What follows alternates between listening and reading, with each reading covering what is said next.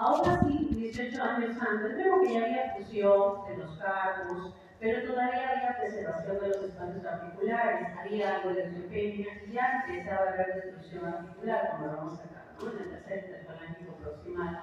Pero quizás podríamos haber detenido un poco la progresión de la enfermedad. Ese es el objetivo del tratamiento. El tratamiento que nosotros damos no es para curar enfermedades, porque las enfermedades simplemente no tienen cura, pero sí detenemos la progresión o enlentecemos la progresión. Ya. En esta otra imagen vemos una imagen, son unas muñecas, ¿ya?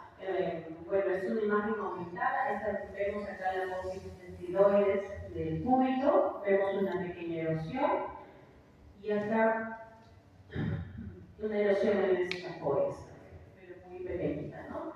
Claro que para encontrar estos pequeños hallazgos, pues hay que tener bastante experiencia viendo imágenes.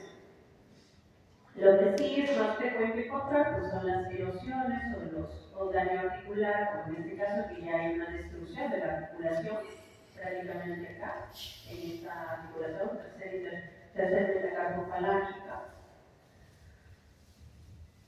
En esta otra imagen vemos una deformación típica que es en la pispopa, en el segundo metacarpofalángica, vemos lesiones grandes en esta zona.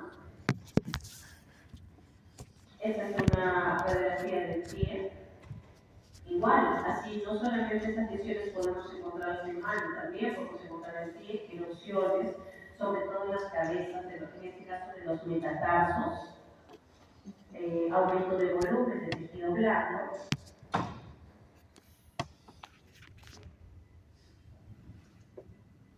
De mismo modo, esto sí pues, es una erosión evidente, eso sí no se nos puede escapar a nosotros.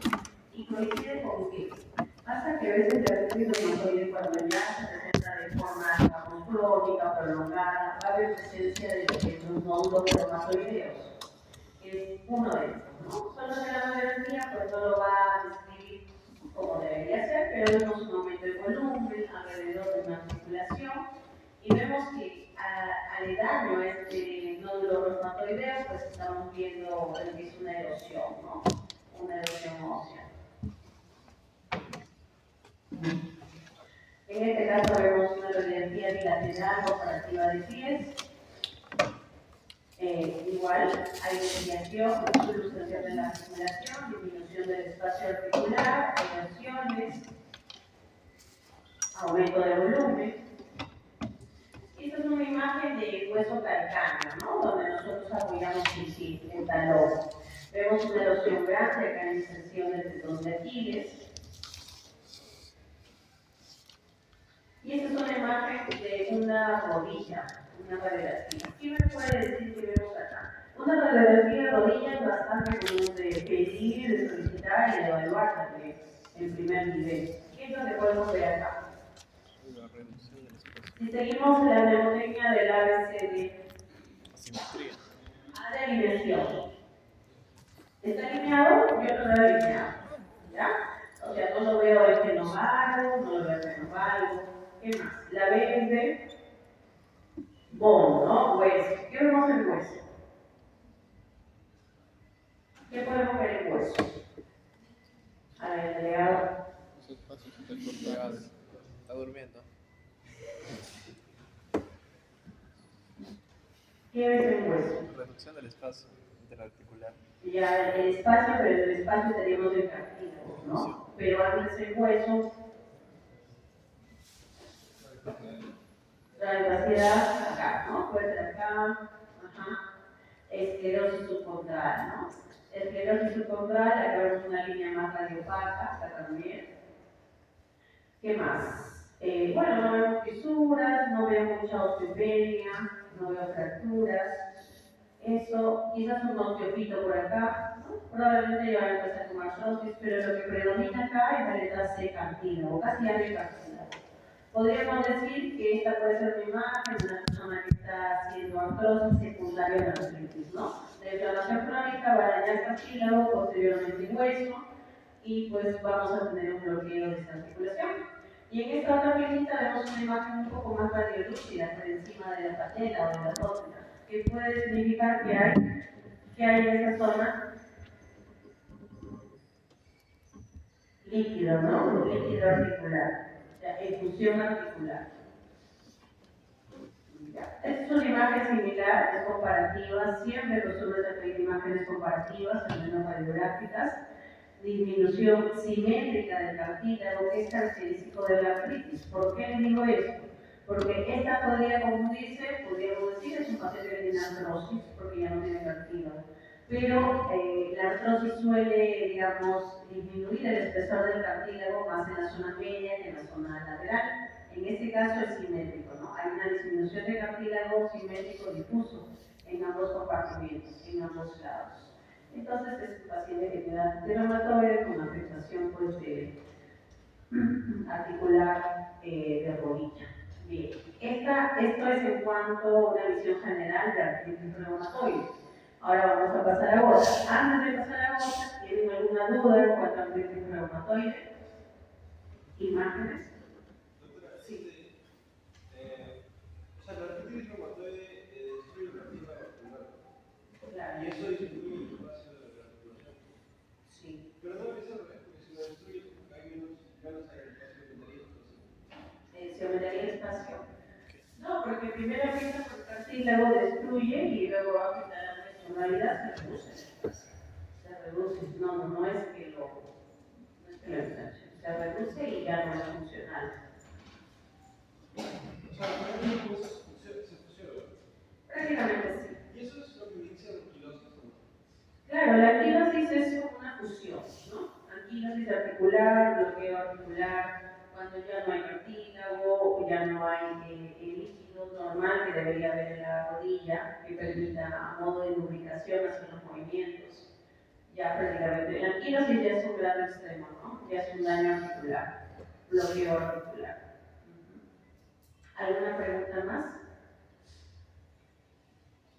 Sí. Usted mencionó que es recomendable pedir que han votado. Sí. Pero la artritis reumatoide como tal está dentro de la reumatoides o suele ser bilateral o no, la artritis reumatoide suele ser poliarticular simétrico, principalmente articulaciones pequeñas, pero también articulaciones grandes. Ajá. ¿Y su recomendación es pedir en ambos es solo en artritis reumatoide o cualquiera de la... En realidad nosotros en reumatología pedimos todo. Si el paciente se queja un dolor de cadera, nosotros pedimos el otro lado, porque no podemos asumir que el otro lado está sano, ¿no? Pedimos los dos, o si no, también nos sirve para poder comparar una estructura normal y una estructura anormal o patológica. ¿Alguien más?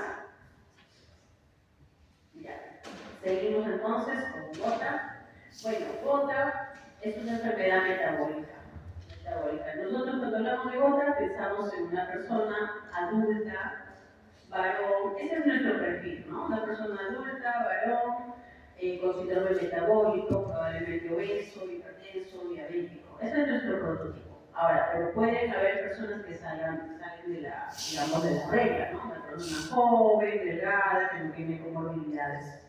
Pero yo les digo por experiencia que la mayoría tienen estos factores de riesgo y este perfil. Es una enfermedad metabólica, también es articular, pero esta más se produce por depósito de cristales. ¿Qué cristales? Los uratoconusólicos, donde se depositan articulaciones, pero también tejidos blandos. Y este depósito se conoce como el depósito de tejidos blandos en un paciente con gota.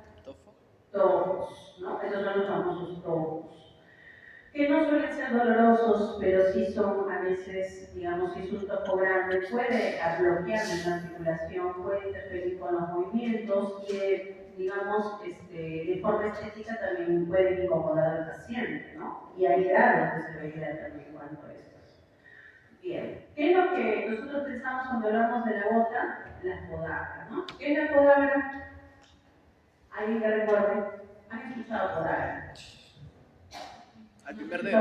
El primer dedo hay acumulación de ácido úrico en el primer dedo. Claro, en el primer dedo del pie. ¿No? Del pie. No todos los pacientes con gota van a tener podagra. Algunos debutan con un dolor articular en la rodilla. Pero esa es una crisis, digamos, una crisis de gota aguda. Es un dolor intenso, de modo súbito, agudo, que se debe tratar inmediatamente para evitar que esta lesión empiece desde la articulación. Y la podada pues, es un nombre particular que se refiere a la sinovitis o a la crisis o a la artritis en la primera articulación metatarso-falángica del pie, ¿no? Vamos a ver acá, imágenes, esta es una mano. Vemos acá la presencia de una gran erosión periarticular, y es que la gota también puede ocasionarnos erosiones bastante grandes. Vemos acá otra, incluso en varias articulaciones de modo simultáneo.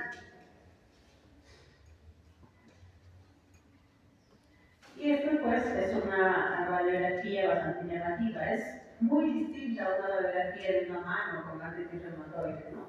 En este caso no vamos a ver mucha subluxación, ni osteopenia, ni fusión de las articulaciones. Lo que más vamos a ver son erosiones muy grandes, vamos a ver macrogeodas. ¿Y qué son estos tejidos blancos que vemos acá alrededor?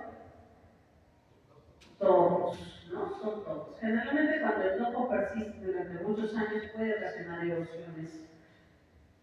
Y ya también suele dañar pues, la mano, igual la vuelve también disfuncional. En esta otra imagen vemos pues, la imagen de una imagen lateral de una rodilla, donde vemos acá la presencia un poco de fusión articular, osteofitos. La gota puede dar crisis articular en cualquier articulación, ¿no? No solamente es en el dedo del pie, puede afectar cualquier articulación, una rodilla, un tobillo, una muñeca. La idea con la gota, a modo general, les digo que no ocasione crisis. Nuestro objetivo es que el paciente durante el último año de tratamiento tenga al menos máximo una crisis por año. Ese es nuestro objetivo. Y que obviamente los niveles de ácido úrico se mantengan por debajo de 7 en una persona con gota, y si la persona con gota ya tiene topos, por debajo de 6 en ácido úrico. Vamos a ver acá, esta es una imagen bastante característica, que es como una imagen de una, no recuerdo el nombre, tiene un nombre característico como de una herramienta, como una especie de hacha, ¿no? Es así ovalada, vemos bastante esclerosis en los bordes, vemos aumento del volumen alrededor, y acá también son de estos topos subcutáneos, y aledaños a esto, pues las erosiones. Similar a la otra mano que encontramos, igual, erosiones, topos, disminución de la densidad ósea. Probablemente este paciente haya tenido pues, constantes crisis de podagra, donde ya vemos una lesión acá ósea, no solamente del tejido blanco. Similar. Todo esto está en las descripciones como para que ustedes lo puedan revisar luego. Y esta ya es una imagen severa, ¿no? Donde vemos ya una lesión evidente, ya es una destrucción articular, aquí ya no podemos mostrar nada. Incluso hay una calcificación del topo subcutáneo, ha creado daño a nivel de la corteza, acá también el segundo metatarso falángico. Y esto no solemos ver esto, pero si vemos una radiografía de un hombro doloroso en un paciente con gota, podemos ver calcificación de los topos a nivel de las entesis. Entesis es la unión de un tendón a un hueso. Ahora, puede ver el entesitis, seguramente han escuchado, es la inflamación del tendón a un hueso. En este caso hay calcificación de las entesis. ¿De qué entesis? Del tendón supraespinoso por acá, que no se ve mucho, del músculo deltoides por acá, y vemos acá alrededor de la articulación macroclavicular. Bien, esto es en cuanto a gota. ¿Alguna duda en cuanto a gota para pasar espondiloartritis? ¿Alguna duda consulta? ¿Ya han llevado esos temas? ¿Teoría? No. Es la primera clase. Empiezan en cuarto año, ya tienen una idea, cuántos pacientes. ¿Sí? Ya, bueno, vamos a continuar con espondiloartritis. Quizás espondiloartritis como tal no lo reconocen, este término, pero si yo les digo espondilitis anquilosante, sí, ya les parece más conocido. Ya. Espondiloartritis es un grupo de enfermedades, no es una sola enfermedad. Dentro de estas, la más característica, la más conocida o llamativa es la espondilitis anquilosante. de por sí no es una enfermedad común, no es una enfermedad común. Y así como en la nota vimos que el prototipo del paciente es un paciente obeso, considerado metabólico, con malos hábitos de alimentación, etc. En este caso el prototipo es un paciente más bien joven, como ustedes. O sea, ustedes son el prototipo de una persona que puede ser varón joven, que puede tener una espondiloartritis. ¿Y por qué espondiloartritis? Más de 3 meses de dolor de tipo inflamatorio a nivel lumbar, ¿no? Si alguno de ustedes tiene, por si acaso, preocúpense. ¿Por qué? Porque una persona joven de la edad de ustedes no debe tener un dolor lumbar por más de 3 meses. No suele ser. Entonces, no es común, pero bueno, siempre es bueno tenerlo presente, porque muchos de estos casos se nos escapan de las manos. Lo podemos tratar como un lumbago crónico, antiinflamatorios, analgésicos, pero esta enfermedad puede evolucionar. Ahora, ¿qué significa espondiloartritis? Espóndilo, el término espóndilo, ¿a qué nos referimos? Vértebra. Vértebras, ¿no? Entonces es una enfermedad que principalmente puede afectar vértebras, lo que es la columna vertebral, pero también articulaciones como las sacroiliacas, que también vamos a ver a continuación, y articulaciones periféricas. Pero el término se ha quedado como espondiloartritis. Ya, lo que yo les decía acá, ¿no? Es un grupo de enfermedades. Les presento estas 4 enfermedades: la espondilitis anquilosante de la cabeza y una espondiloartritis axial no radiográfica que todavía no ha creado cambios a nivel de imágenes, pero está presente. La artropatía por enfermedad intestinal inflamatoria, personas que tienen diarreas crónicas sin ninguna causa conocida. Artritis reactiva posterior a una infección gastrointestinal, una infección urinaria o una enfermedad de transmisión sexual, empieza a ser artritis. O la artritis psoriásica, generalmente pues la artritis psoriásica antecede las manifestaciones cutáneas a las manifestaciones articulares. Y yo se los pongo así, se los agrupo porque la espondilitis anquilosante suele afectar el compromiso axial. Axial significa la columna vertebral, nada más. Mientras que el resto de espondiloartritis puede tener un compromiso periférico. O sea, no solamente axial, sino también, digamos, una rodilla, un tobillo, una muñeca, etc. Periférico. Es lo mismo que yo les he mencionado. La espondiloartritis lo clasificamos según el compromiso predominantemente axial, donde suele afectarse obviamente la columna, pero también las articulaciones sacroiliacas. Esto es importante que ustedes lo recuerden, porque esto va a determinar mucho nuestro diagnóstico. Predominantemente periférico, la artritis periférica, endicitis o dactilitis.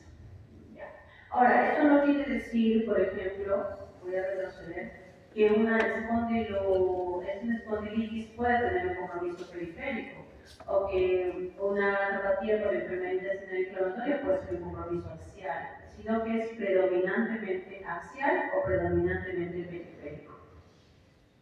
Ya. ¿Por qué es importante que recuerden esta diapositiva? Porque es el diagnóstico de estas enfermedades, que muchas veces no es sencillo, se basa mucho en imágenes. Aquí sí predomina incluso tan igual como en la clínica que nosotros hacemos con la anamnesis del paciente, las imágenes, ya sea radiografía, tomografía o resonancia magnética. En cuanto a imágenes de las articulaciones sacroiliacas, vamos a ver que es un cuadro comparativo de la radiografía con la tomografía y la resonancia. Cualquiera de las 3 alternativas nos van a brindar información. Obviamente, la radiografía, muchas veces vamos a ver cambios óseos, pero ya muy tardíos. Para que nosotros veamos una sacroileitis en una radiografía, tiene que pasar 10 o 20 años. Mientras el paciente, pues la enfermedad obviamente va a evolucionar. Entonces, nos va a servir para ver esclerosis, erosiones, cuentos óseos, sí, pero de forma muy tardía. No nos va a detectar inflamación, no vamos a ver inflamación acá. Mientras que la tomografía, digamos que es un poco más evolucionado, sí nos va a permitir dar mayor calidad de las imágenes, es de todos modos más sustituir una radiografía. Pero a veces sucede que en primer nivel de tensión, incluso en hospitales grandes, no tenemos al alcance a veces ni tomografía, entonces debemos pedir algo, ¿no? Mínimo una radiografía.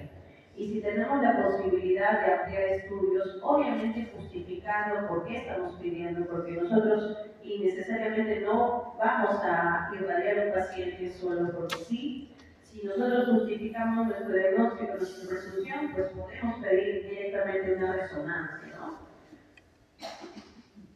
La resonancia nos da una buena imagen de inflamación ósea, que no lo vamos a ver en estas otras imágenes. Son signos obviamente más precoces de la enfermedad que nos van a ayudar mucho a que si nosotros damos tratamiento, vamos a poder revertir esta inflamación. Vamos a poder ver depósitos de grasa, erosiones subcondrales, esclerosis, protesosis, todo lo demás, pero más la inflamación. Esa sería la diferencia entre la resonancia y los otros estudios de imagen. Muy bien. Acá estamos viendo una radiografía de una columna lumbar, dorso-lumbar, prácticamente dorso-lumbar, y a nivel sacroiliacas. En las sacroiliacas, que son estas dos articulaciones que vemos aquí, vamos a ver que son unas imágenes radiopáticas, ¿no? Probablemente hay esclerosis, hay edema óseo en esta zona. Y aquí en la radiografía de columna, pues acá no vemos mucho realmente, no vemos, ustedes recuerdan, hay una imagen típica conocida como la columna en caña de bambú, que sí lo vamos a ver más adelante, que es muy característico, pero que también es un signo bastante tardío de la enfermedad, no lo solemos ver al inicio. En esta otra imagen, unas radiografías de sacroiliacas bilateral, sí vamos a poder ver algo un poquito más que nos haga pensar que el paciente puede estar haciendo una sacroileitis, que es inflamación de estas dos articulaciones. ¿Qué vemos acá? Una imagen radiopática, ¿no? Radiopática que puede estar representando edema óseo o una osteitis alrededor de la articulación. En el lado del asterisco ya vemos fusión articular, ¿no? Casi acá ya no vemos separaciones de los huesos. Y en el lado derecho vemos una pseudodilatación de la articulación. Todo esto sí podemos ver en un paciente con sacroileitis. En esta otra imagen es una tomografía, igual de sacroiliacas. Aquí ya vamos a poder ver con más claridad las lesiones. Vemos pequeñas erosiones, irregularidades óseas en esta zona. Vemos la esclerosis un poco más marcada. Y vemos una pseudodilatación también más marcada que el otro lado. En esta otra imagen, igual es una tomografía, vemos la esclerosis periauricular, la pseudodilatación, erosiones, irregularidades. Y esta es una resonancia que yo creo que es la imagen que nos va a brindar más información, quizás es más importante para diagnosticar. Incluso dentro de los criterios diagnósticos de la espondiloartritis nos piden como requisito tener imagen de resonancia magnética. ¿De qué zonas? Sacroiliacas, como vemos aquí, pero también de columna, ¿no? De columna dorso-lumbar. En esta imagen vemos dos cortes, el corte STIR y el corte T1. En el corte STIR de sacroiliaca vamos a ver una imagen hiperintensa. Cuando nosotros hablamos de resonancia, hablamos de intensidad. Hiperintensa es una imagen más blanca de lo normal si lo comparamos con el lado contralateral, ¿no? Que no lo vemos aquí.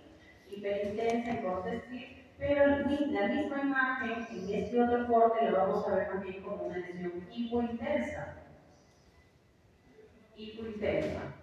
Y en esta zona sí podemos ver hiperintensidad en D1. ¿En qué casos? Cuando ya hay depósitos grasos, ¿no? Cuando ya es un daño más prolongado, ya vamos a ver una reacción posinflamatoria que son los depósitos grasos en esta zona. En T1. Por eso hay que fijarnos bien en qué corte lo estamos viendo, ya sea en STIR o en T1. Ahí está, todo está escrito como para que lo revisen. En esta otra, cuando decimos que es una resonancia magnética positiva para una sacroilitis, cuando vemos en al menos dos cortes consecutivos lesiones, o si no, cuando vemos en un solo corte al menos dos lesiones continuas. Esa es una resonancia magnética positiva para el espondiloartritis axial. Ahora, imágenes en columna. Lo que hemos visto anteriormente solamente son de articulaciones acroiliares. En adelante ahora les voy a presentar imágenes de columna en espondilorquitis axial. Bien, la radiografía lo consideran el estándar de oro. ¿Por qué? Porque en columna nosotros vamos a ver más daño óseo, cambios óseos. Y los cambios óseos se ven muy bien en la radiografía. No vamos a detectar, como habíamos dicho en las sangre ilíacas, inflamación. Más lo que vamos a ver son cambios óseos, osteodestructivos o proliferativos. ¿Ya? Bien, en la resonancia, de todos modos, sigue siendo más sensible para detectar lesiones inflamatorias y hallazgos de actividad. Espondilitis, inflamación de las facetas articulares y espondilodisitis. ¿Qué significa espondilodisitis? Espondilodisitis disco. Cuando ya hay inflamación de la vértebra y disco, ¿no? Disco intervertebral. En este caso, bueno, estamos viendo la radiografía, erosiones y sin desmofitos. Estas imágenes alargadas que vemos acá como unos cachitos se consideran sin desmofitos, que son calcificaciones de los ligamentos que están acá, que pasan por delante de la columna vertebral. Una pequeña erosión. Esta es una resonancia donde vemos imágenes radiobajas, hiperintensas, blanquecinas. Esta es la típica imagen, la que vemos acá, de la caña de bambú, donde vemos pues, la peculiaridad que hay en las clasificaciones, ¿no? De cada de los ligamentos son unos hipersmofitos que prácticamente hacen que la columna del paciente se mantenga completamente rígida. Estos pacientes llega un momento en que ya se vuelven rígidos, no pueden hacer flexión dorsal, no pueden hacer flexión cervical. Entonces, esta es la razón, que hay, es como una clasificación, por decir así, de los ligamentos que recubren a la columna. Esta es la típica imagen, es muy diferente a esta otra imagen. También vemos que hay como clasificaciones, nos haría dudar si es una imagen lateral, ¿ya? Si lo comparamos con esta lateral, ¿cuál es la diferencia? Estas clasificaciones son más horizontales, como ven acá, ¿no? Acá se ven mejor horizontales. Y estas clasificaciones más bien son verticales. Esa es la diferencia. Esto es simplemente espondiloartrosis. Este es un paciente que tiene espondiloartrosis. Es un cambio degenerativo, crónico, asociado muchas veces a la vejez o la actividad continua que hace el paciente. Mientras que estas imágenes es un tipo ya de, ambos son afectaciones de columna, pero la etiología, el manejo es completamente distinto. Y aquí lo hacen de las facetas articulares, no la vemos acá, pero es por artrosis, netamente por artrosis. Aquí vemos un sindesmofito entre la vértebra L2 y L3, ¿no? Un sindesmofito acá vertical, o sea, es una clasificación. Igual acá, pequeñas bandas verticales.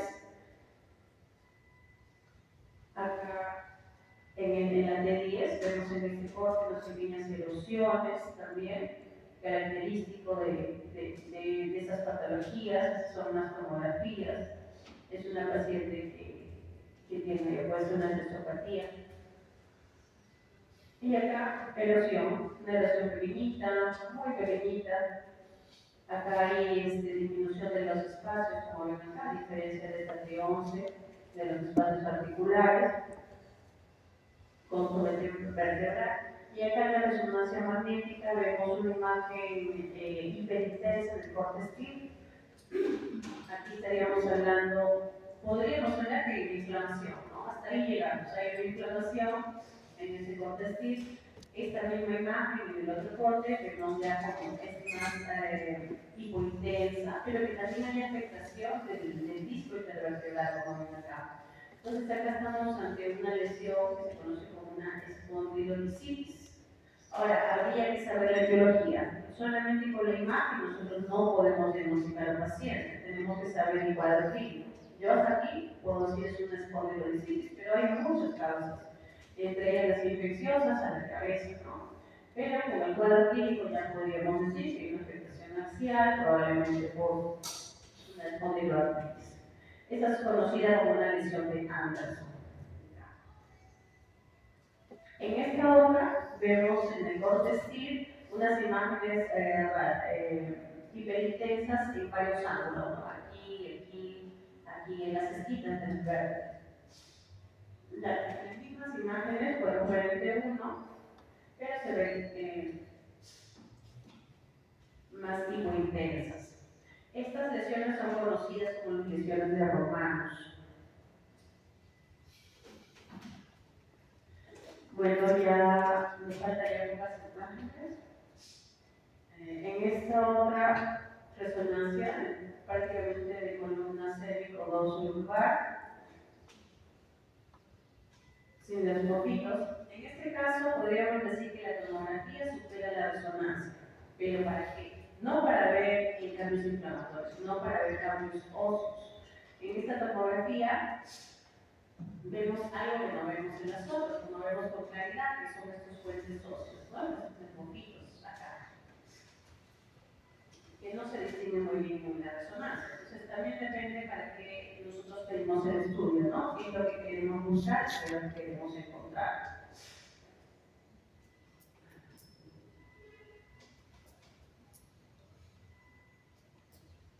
Bueno, eso sería todo. ¿Tienen alguna duda de esta última parte? Todo, ¿verdad? ¿Esos cambios que mostró en columna era por artritis o no? Artritis. Pero es por artritis. O sea, no es artritis reumatoides. Artritis significa inflamación de la articulación. Ahora hay un listado largo de artritis, ¿no? Para artritis, pues tenemos que hablar, clasificar monoartritis, oligoartritis, poliartritis, según el número de articulaciones afectadas. Tenemos que ver si es una artritis simétrica, asimétrica, aditiva, otro. Si es una artritis que afecta en este caso predominantemente columna, ya estamos hablando de espondiloartritis. Sacroiliacas también espondiloartritis.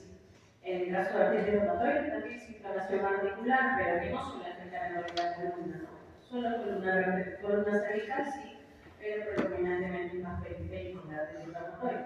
Espondiloartritis es un compromiso axial, columna vertebral y sacroiliacas. ¿Alguna pregunta más? ¿Todo bien? Ya pueden ver imágenes. O al menos, en el caso, digamos, cuando ustedes salgan, si es que es importante que ustedes reconozcan más bien las imágenes normales. Si ustedes tienen práctica de reconocimiento de imágenes normales, van a poder reconocer una imagen anormal, van a decir, esto no es tan normal. Y en ese caso pueden derivar al paciente, ¿no? Eso también es importante. No necesariamente tienen que dar un diagnóstico inmediato, pero sí derivar al paciente, poner una presunción diagnóstica. Y ya si hay un daño pues, evidente, como esas manos como hizo el reumatoide, tienes que sí o sí derivarlo, ¿no? Porque algo se puede hacer. Bueno, chicos, muchas gracias por su atención. Espero que les haya servido.